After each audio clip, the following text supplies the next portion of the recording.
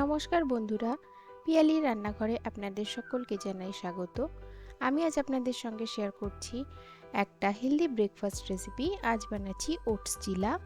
আশা করি ভিডিওটি ভালো লাগবে। ভিডিওটি ভালো লাগলে লাইক, শেয়ার, কমেন্ট করতে ভুলবেন না। আর চ্যানেলটিকে সাবস্ক্রাইব করে নেওয়ার অনুরোধ রইল। আপনারা আমাকে এখন ইউটিউবের পাশাপাশি ইনস্টাগ্রামেও ফলো করতে পারেন। আমার ইনস্টাগ্রাম হ্যান্ডেলের আইডি পিয়ালি রান্নাঘর। তাহলে চলুন দেখে নেওয়া যাক ওটস চিলা বানানোর জন্য আমাদের কি কি উপকরণ লাগবে।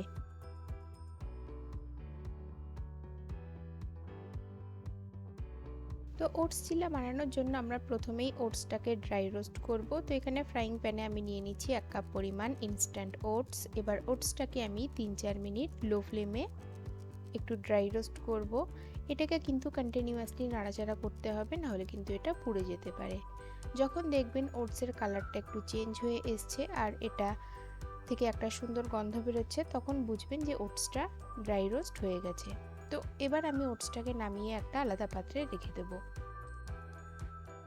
ততক্ষণ এদিকে আমি একটা হ্যান্ড চপারে নিয়ে নিচ্ছি একটা মাঝারি সাইজের টুকরো করে রাখা পেঁয়াজ, সেই সঙ্গে নিয়ে নিচ্ছি অর্ধেকটা পরিমাণ ক্যাপসিকাম, 2টো কাঁচা লঙ্কা, একটা মাঝারি সাইজের টমেটো এবং সামান্য একটু আদা। এবার এগুলোকে আমি খুব ভালো করে মিহি করে কুচিয়ে নেব।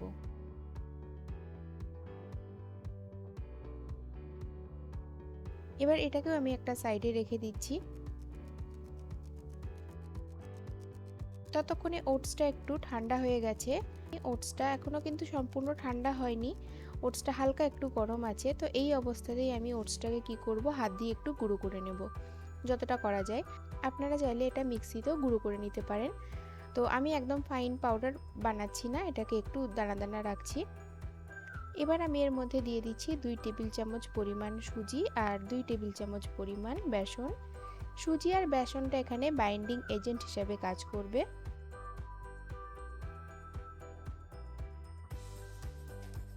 এবার আমি এর মধ্যে দিয়ে দিচ্ছি কুচিয়ে রাখা সবজিগুলো।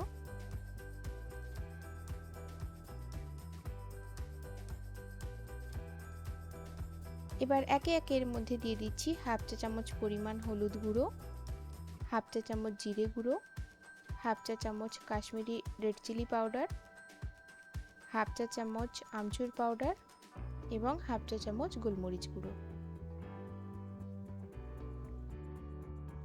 এবার সমস্ত উপকরণগুলোকে জলের সাহায্যে খুব ভালো করে মিশিয়ে নিতে হবে আর একটা সেমি থিক ব্যাটার তৈরি করতে হবে।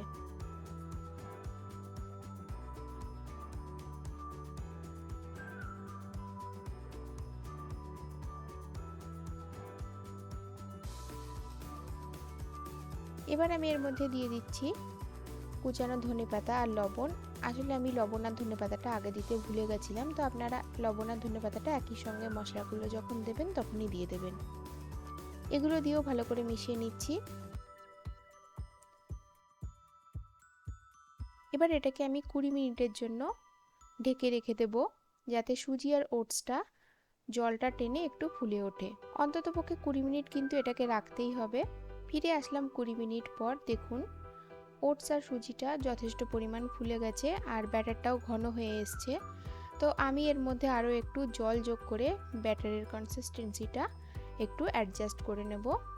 খুব বেশি পাতলা বা খুব বেশি গাঢ় হবে না, সেমি থিক একটা ব্যাটার হবে। যখন জলটা অ্যাড করবেন তখন একটু লবণটা চেক করে নেবেন। যদি লবণটা একটু কম মনে হয়, এই সময় আর একটু লবণ দিয়ে ভালো করে মিশিয়ে নিতে পারেন। তো আমাদের ব্যাটারটা রেডি হয়ে গেছে। এবার এগুলোকে আমি ভেজে নেব। গ্যাস অন করে একটা তাওয়া বসিয়ে নিয়েছি। তাওয়াতে দিয়ে দিচ্ছি আমি 1 চা চামচ পরিমাণ তেল দিয়ে আমি তেলটাকে ভালো করে ছড়িয়ে নিলাম। এবার আমি 1 হাতা ব্যাটার তাওয়াতে দিয়ে দিচ্ছি আর একটু গোল করে দেওয়ার চেষ্টা করছি। চিলাটা গোল হোক বা না হোক, টেস্টি কিন্তু হবে, এটুকু গ্যারেন্টি দিচ্ছি। আমিও এটা ফার্স্ট টাইমই ট্রাই করছিলাম, তো আমার এটা খেয়ে এতটাই ভালো লেগেছে আমি ভাবলাম রেসিপিটা আপনাদের সঙ্গেও শেয়ার করি। বাড়িতে ডেফিনেটলি একবার বানিয়ে দেখবেন, এটা ওয়েট লসের জন্য ভীষণ ভালো আর ভীষণ টেস্টিও।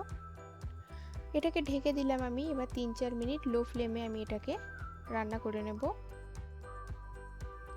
3-4 মিনিট পর আমি সামান্য একটু তেল ছড়িয়ে দিচ্ছি, দিয়ে এটাকে সাবধানে উল্টে দিচ্ছি। দিয়ে এদিকটাতেও আমি ভালো করে ভেজে নেব।